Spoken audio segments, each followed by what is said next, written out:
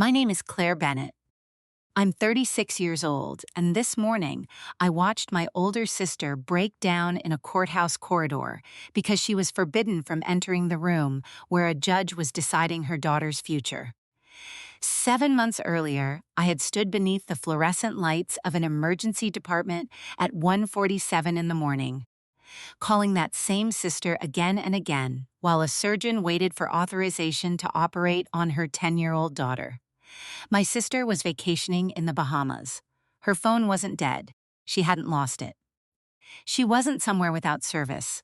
I knew because, while her daughter was being prepared for emergency surgery, she uploaded a video of herself dancing beside a hotel pool. Across the screen, she had written, "No calls, no problems, just peace." By sunrise, my niece had survived a ruptured appendix. By the end of that week, the hospital had started asking questions. Within 3 months, my sister accused me of trying to steal her child. Then she sent the police to my house. But the part nobody expected, not my mother, not the social worker, and certainly not my sister, began with a dusty hat box hidden behind winter coats in the back of her closet. Inside, it were 8 unopened letters from a man we had all been told wanted nothing to do with his daughter. That discovery changed the custody case. It also changed what I believed family meant. Welcome back to Calm Drama Stories, where quiet people finally tell the truth their families worked so hard to hide. If you have ever carried responsibilities that belonged to someone else while they accepted the praise, you'll understand this story. Let me take you back to the beginning. Before the hospital, before the police, and before I understood that my sister wasn't simply irresponsible. She was willing to let a child suffer as long as the family photograph still looked perfect. I live in Fairhaven, Indiana, in a modest blue house near the edge of town. I bought it after 13 years of working nights as a pediatric respiratory therapist at St. Matthew's Medical Center. My life isn't glamorous. I help frightened children breathe. I explain complicated machines to exhausted parents. I know how to remain steady when an alarm starts sounding and everyone else freezes. Calmness has always come naturally to me. In my family, that made me useful. Our father died when I was 16. My sister, Vanessa, was 19. At his funeral, our mother, Elaine, stood between us in the receiving line, smoothing our dresses and whispering, "Keep your faces pleasant. People are looking." That sentence became our family's unofficial commandment: appearances first. Feelings later. If ever. After Dad died, Vanessa became the face of the family, and I became its foundation. She entertained people. I cleaned afterward. She created disasters. I removed the evidence. When she couldn't pay rent at 23, I covered it and told Mom there had been a banking error. When she was arrested for driving after drinking at 26, I collected her from the station before dawn and told everyone she had slept at my house. When she married, I addressed her wedding invitations, organized the seating plan, and wrote half her thank you notes. Vanessa called me her emergency person. I mistook that title for love. Her marriage to Eric Caldwell lasted 5 years. Their daughter, Sophie, was born during the second. Eric disappeared from their lives when Sophie was 2. Or that was what Vanessa told us. He decided fatherhood wasn't for him, she would say. No one asked for details. Questions disturbed the picture, and our family had spent decades protecting the frame. Everything began one Thursday in April when Vanessa arrived at my house with Sophie, one suitcase, and her boyfriend, Miles. Miles owned 2 fitness studios and seemed permanently aware of where the nearest camera was. Vanessa stepped onto my porch, hugged Sophie, and waited until Miles lifted his phone before hugging her again more dramatically. "Only 6 days," she told me. Miles surprised me with a trip to Nassau. "You're saving my life, Claire." She had not asked whether I was working. She never did. 10 minutes later, their car disappeared down the street, leaving Sophie in my entrance hall holding her backpack against her chest. Sophie was 10, thin for her age, with serious brown eyes. She was polite in a way that made me uneasy. She asked before taking juice from my refrigerator. She apologized when she dropped a spoon. After dinner, she washed her plate and asked whether she had done it correctly. Children shouldn't be that worried about taking up space. On the third evening, we watched an old comedy in which a father ruined breakfast and covered the kitchen in pancake batter. Without taking her eyes from the television, Sophie asked, "Do fathers normally forget their children?" I muted the sound. "Why are you asking that?" "Mom says mine forgot about me. She says some people get new lives and stop remembering the old ones." I told her adults sometimes made terrible choices, but a parent's absence was never a child's fault. She nodded without answering. That night, I realized I had never heard Eric's name spoken in front of Sophie. There were no photographs, no stories, and no angry complaints. He hadn't become a bad memory. He had been erased. 2 nights later, Sophie complained that her stomach hurt. At first, I wasn't alarmed. Children get stomach aches for dozens of harmless reasons. But by 10 o'clock, she was curled beside the bathtub. Her temperature was climbing, and she guarded the lower right side of her abdomen whenever I came near her. I recognized the signs. There is a frightening stillness that settles over children when pain becomes too severe for crying. When I saw that stillness in Sophie, I picked her up, grabbed my keys, and drove to St. Matthew's with my hazard lights flashing. I called Vanessa from the parking lot. Voicemail. I called during registration. Voicemail. I called again while blood was drawn, while Sophie underwent imaging, and while the emergency physician studied the results. Nothing. The scan confirmed that Sophie's appendix had ruptured. Infection was spreading inside her abdomen. Surgery couldn't wait until morning. Dr. Malcolm Hayes, the surgeon on call, explained that they needed parental consent. I was her aunt. I worked in that hospital. I understood every rule being discussed, yet I had no legal authority to sign. Sophie lay on a gurney asking whether her mother knew what room she was in. I stood outside the treatment bay with my phone in my hand, calling a woman who had trusted me to pack sunscreen, but not to save her child's life. Then a notification appeared. Vanessa had posted a video. She was beside a hotel pool, laughing as Miles handed her a drink. Music played behind them. Across the bottom of the screen were the words, "No calls, no problems, just peace." I watched the video twice. Something inside me became very quiet. Fortunately, emergency law allowed the doctors to proceed when delay threatened a child's life. Dr. Hayes invoked emergency authority while hospital staff continued trying to contact Vanessa. Eventually, someone reached the resort manager. A hotel employee carried a phone to the pool area and found my sister.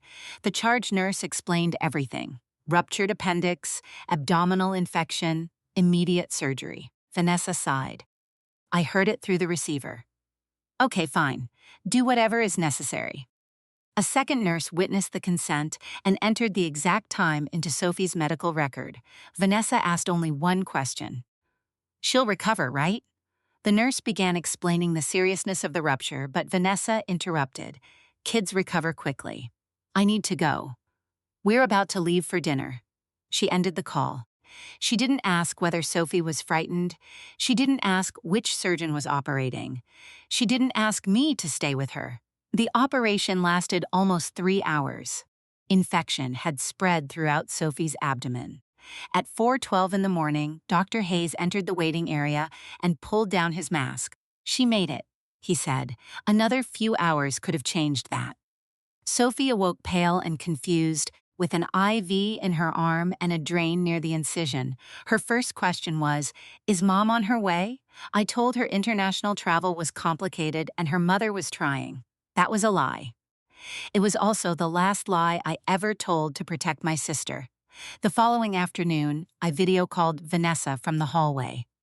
She answered from a lounge chair with the ocean behind her. I told her plainly that Sophie had nearly died. I gave her the details of a flight leaving Nassau the following morning. Vanessa lowered her sunglasses and frowned. "Claire, don't make this bigger than it is. She had surgery. The doctors fixed it. Your daughter is asking for you. She always becomes clingy when I travel.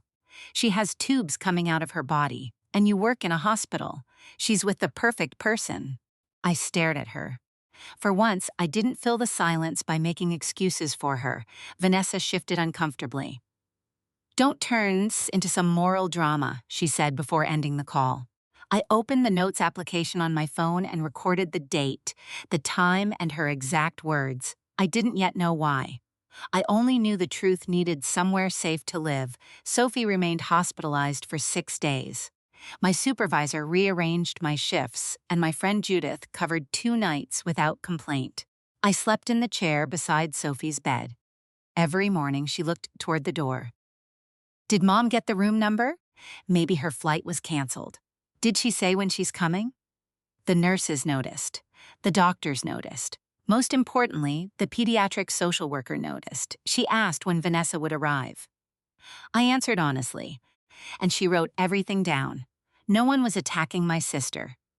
No one was trying to break apart our family. Professionals were simply documenting what they could see. My mother visited on the 4th day. She brought a teddy bear, posed beside Sophie's bed, and sent the photograph to our relatives with the caption, "Our precious fighter." Before leaving, she pulled me into the hallway. "Please don't cause trouble over this," she whispered. "Vanessa is under pressure. Her daughter nearly died. But she's still Sophie's mother." That sentence would follow me for months. She's her mother. As though motherhood were a crown that couldn't be removed, regardless of how rarely an owner wore it. That evening, Vanessa finally texted. I expected flight details. Instead, she wrote, "Miles added a few days. You can keep Sophie until we return. Thanks." Their 6-day vacation became 12 days, then a short cruise, then a weekend in Miami. Vanessa returned to Indiana 22 days after her daughter's operation. She arrived tanned and carrying shopping bags. Miles recorded their reunion on my porch. Vanessa bent down, opened her arms, and cried before Sophie even reached her. By that evening, the video was online. Finally reunited with my entire heart. After our terrifying medical scare, I'll never take a moment with her for granted. The comments praised her. "Wonderful mother. Sophie is blessed to have you. Nothing is stronger than a mother's love." I stood in my kitchen reading those words, while Vanessa still didn't know the surgeon's name, but I said nothing. I packed Sophie's medicine, printed her recovery schedule, and returned her to her mother. I was still trying to restore the picture. 4 nights later, Sophie called me at 9:16. "Aunt Claire, can you stay on the phone until I fall asleep?" "Where's your mother?" "At Miles's house. She said I'm old enough to stay alone." Sophie was 10 years old and less than a month removed from major abdominal surgery. "The doors are locked," she added quickly, and I checked the stove twice. I stayed on the phone until her breathing slowed. It wasn't the last time. During the following 2 weeks, she called repeatedly. Vanessa was at dinners, events, or Miles's apartment. Sophie had learned to make simple meals and inspect the locks before bed. Then the surgical clinic contacted me. Sophie had missed her follow-up appointment. Vanessa had ignored 3 reminder calls. I rescheduled it and took her myself. When the physician removed the dressing, the skin around Sophie's incision was red and irritated. "Who has been changing this?" she asked. "I have," Sophie said proudly. I watched a video. The physician looked at me. Something I had kept silent inside myself finally began to move. 10 days later, Sophie became feverish at school and nearly fainted. The office called Vanessa twice, then called me. I left work and drove her to the emergency department. The incision had developed an infection. It was treatable, but the word treatable didn't erase how it had happened. While Sophie slept, Vanessa finally replied, "I'm at a business retreat. Just take her for the weekend. I can't deal with this right now." I saved the message. The hospital filed a mandatory report. The school did the same. Neither report came from me, but that distinction wouldn't matter to my family. A week later, Sophie's counselor, Mrs. Palmer, asked to meet me at a cafe outside town. She showed me a drawing Sophie had completed during an assignment called My Home. Sophie had drawn a yellow house with enormous windows. She had drawn herself beside a woman wearing hospital scrubs. There was no mother in the picture. She asks to stay in the art room after school. Mrs. Palmer said, "She told the teaching assistant she doesn't like arriving home early." That night, I bought a blue spiral notebook. I began at the beginning: Vanessa's departure date, the emergency calls, the poolside consent, the 22-day absence, Sophie's unanswered questions, the missed appointment, the self-changed dressing, the infection. Every night Sophie had been left alone, every text. During the 10 weeks following her operation, Sophie had slept at my house 38 nights. I had spent my career documenting the care of other people's children. Now I began charting the truth about my own family. A child protection investigator named Marisol Grant visited Vanessa's apartment. Vanessa prepared for the visit like she was styling a photograph. The rooms were spotless. The refrigerator was full. A candle burned in the entrance. But candles don't rewrite medical records. By that evening, Vanessa had called our mother, our aunts, and several cousins. Her version was simple. Claire reported me. Claire is jealous because she has no children. Claire is trying to steal Sophie, my mother called furious. How could you bring authorities into your sister's life? The hospital and school filed the reports. You expect me to believe that? Ask what the reports contain. Ask what happened to Sophie. She didn't. You're destroying this family, she said. Whatever mistakes Vanessa made, she is still that child's mother. Then she hung up. At 10 that night, Vanessa sent a strangely cheerful message. Come collect Sophie. Get school clothes from my apartment. Spare key is beneath the planter. I knew something was wrong, but Sophie was there, so I went. She was sitting on the sofa with her coat on and backpack zipped. While I packed clothes in Vanessa's bedroom, Sophie appeared beside me and slipped her fingers into my hand. I found something, she whispered. Mom doesn't know. She led me into the closet and pointed toward the upper shelf. Behind a stack of coats sat an old floral hat box. Inside were 8 sealed envelopes tied with blue ribbon. The postmarks went back 8 years. Each had been mailed in March from Cedar Ridge, Kentucky. Each was addressed to Sophie. Across the front of most envelopes, Vanessa had written, "Return to sender." But she had never returned them. The name in the corner of every envelope was Eric Caldwell. Sophie stared at them. Mom said he forgot me. I photographed the envelopes and returned the box exactly as we found it. What I didn't realize was that Sophie had taken one letter and hidden it in her backpack. 2 evenings later, police officers knocked on my door while Sophie and I were preparing tacos. Vanessa had reported that I had taken her daughter without permission. She had accused me of kidnapping. Behind me, Sophie sat on the stairs and wrapped her arms around her legs. I invited the officers inside. Then I placed my phone and notebook on the table. Come collect Sophie. Get school clothes from my apartment. Spare key is beneath the planter. The senior officer read the messages twice. You can't kidnap a child her mother instructed you to collect, he said. There's no crime here. They left without charges, but gossip travels faster than official reports. Within days, rumors reached my hospital. Management temporarily reassigned me away from pediatric patients while they reviewed the optics. Vanessa had attacked the one part of my life I believed she couldn't touch, my professional reputation. That was when I contacted a family law attorney. Margaret Sloan read my notebook in silence. When she finished, she removed her glasses. We can petition for temporary guardianship, she said. The evidence is strong, but understand what that means. You will be taking your sister to court. Your family will choose sides. On Margaret's desk lay the envelope Sophie had taken. I signed the petition. That night, Mom called me a child thief. For the threat into my life, I didn't apologize. I'm not stealing Sophie, I said. I'm answering every call her mother refuses to answer. At the emergency hearing, Vanessa wore a cream dress and carried tissues. She described herself as an exhausted single mother being persecuted by a jealous sister. Then Margaret presented the records, the emergency surgery, the consent given from beside a swimming pool, the 22 days abroad. The missed follow-up, the infected wound, the 38 nights at my house, the school records, the police report, dismissed after officers read Vanessa's own messages. Judge Rebecca Lynn granted me temporary guardianship for 90 days. Vanessa received supervised visits and was ordered to complete a parenting evaluation. Outside, Margaret warned me, temporary placement is only the first question. At the review, the court will ask whether Sophie has another parent. The letter was opened during Sophie's therapy session. Inside was a birthday card showing a rabbit holding balloons. Happy 10th birthday, sunshine. I hope you still draw animals. Rusty sleeps on my work jacket now. I love you every day. Dad. A photograph slipped out showing a brown dog lying on a reflective work coat.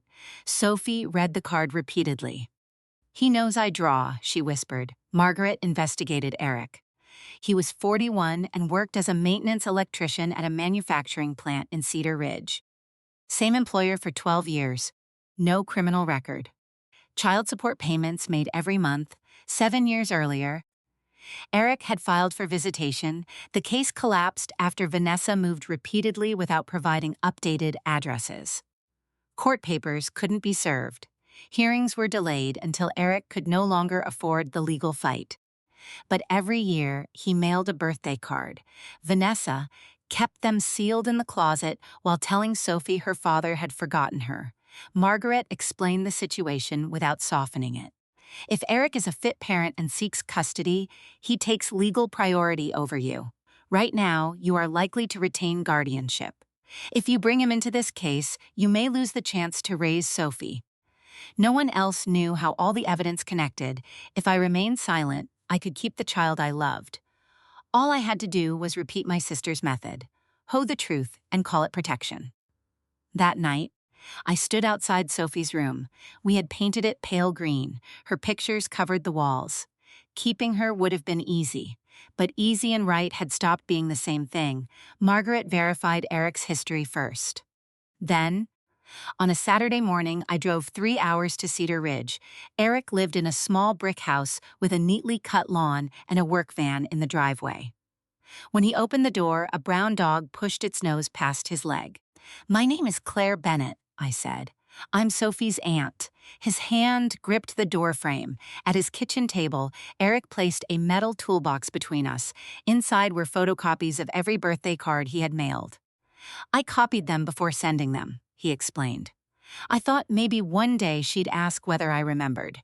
8 real letters in Vanessa's hat box, 8 copies in Eric's toolbox, 2 collections of the same lost years. Separated by hundreds of miles in one woman's lie, Eric's first question wasn't about custody. It was, "Is Sophie safe now?" That question decided everything for me. Eric petitioned for custody. His first meeting with Sophie took place in her therapist's office. He brought the toolbox. Sophie took the real card from her backpack and placed it beside Eric's photocopy. "You drew the same little star beside my name," she said. Eric began to cry without making a sound. Watching through the observation window, I felt joy and grief arrive together. Every good moment between them moved me farther from the center of Sophie's life. But love is not proven by how tightly you hold someone. Sometimes it is proven by opening your hand. When Vanessa discovered Eric had returned, she became reckless. She attempted to remove Sophie from school despite the guardianship order. Staff stopped her. A week later, she entered through a side door and grabbed Sophie's wrist near the cafeteria. Police responded, and the court issued a protective order. Every action Vanessa took to prove she was being mistreated created another official record showing why restrictions were necessary. Then her attorney offered a settlement. Vanessa would voluntarily give me permanent guardianship. Sophie would remain mine to raise. Our family could announce that the decision had been made lovingly and privately. There was one condition. Eric had to disappear from the case. The letters, child support records, and failed visitation petition would be withdrawn. I would refuse to support his custody request. Her attorney leaned across the polished table. "You get to keep the child you love. Isn't that what you wanted?" It was everything I had imagined wanting. All I had to do was become my sister. Keep the child, bury the truth, protect the family's appearance. Vanessa finally looked directly at me. "Take the deal, Claire. You win." I pushed the papers away. This was never about winning. You wanted to prove you could be a better mother. "No," I said. I wanted Sophie to stop being abandoned. I won't abandon half of her history just because the paperwork benefits me. I gave Margaret my notebook and authorized her to share every relevant document with Eric's attorney. Vanessa struck the table with her palm. "You're giving her away after everything you did to take her." That sentence told me she still saw Sophie as property. "I never wanted to own her," I said. "I wanted her to be safe." Those were the last words I spoke directly to my sister. The final hearing occurred 7 months after the night of Sophie's surgery. The court reviewed the hospital chart, school reports, child protection records, police reports, support payments, letters, and Eric's relocation plan. When Eric's attorney asked whether I've wanted to raise Sophie, I answered honestly, "Yes, with all my heart." But wanting her is not the same as being entitled to keep her. Judge Lynn awarded custody to Eric, who had arranged a transfer to a plant near Fairhaven. Sophie would remain in the same school and continue therapy. I received scheduled visitation and was named standby guardian. Vanessa was granted supervised visitation after completing parenting classes and a psychological assessment. The court didn't erase her rights. It left her a path back. She simply had to walk it. When the ruling ended, I stepped into the courthouse corridor and saw Vanessa standing outside the doors she wasn't permitted to enter. Her phone was raised as though she had been recording herself, but she had stopped. Mascara ran down her cheeks.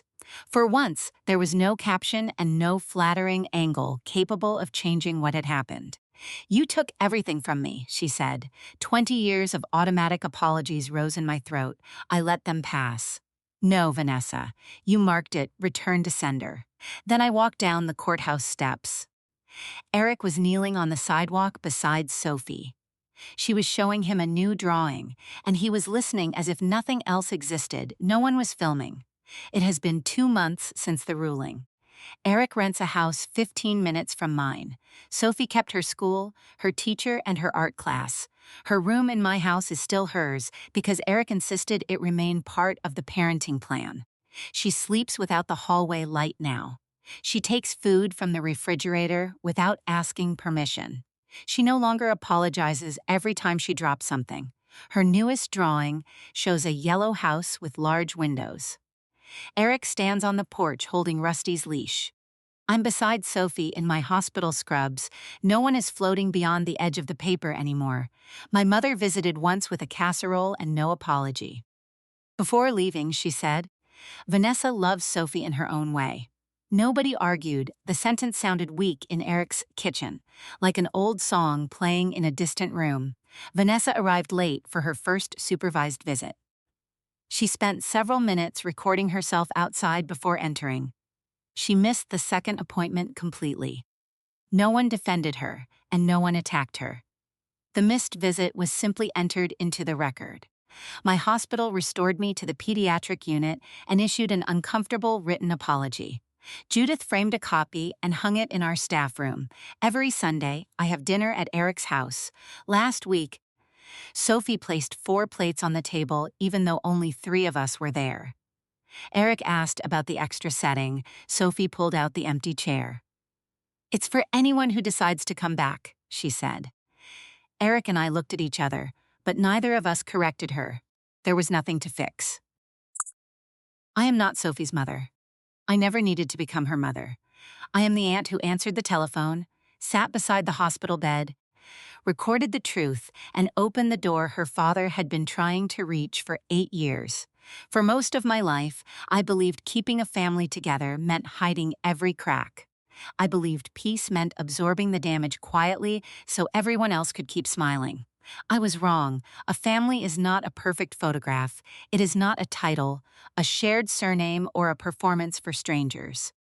Family is made of the people who answer when the phone rings, the people who stay when the camera is gone, the people willing to lose what they want so a child can receive what she needs. The night I stopped protecting my sister's image and started protecting Sophie, I finally understood something our mother had never taught either of us. Love is not a role you claim. It is a door you keep answering. That is my story. One ruptured appendix, 8 hidden birthday letters, and an empty chair that no longer represents abandonment. It represents hope.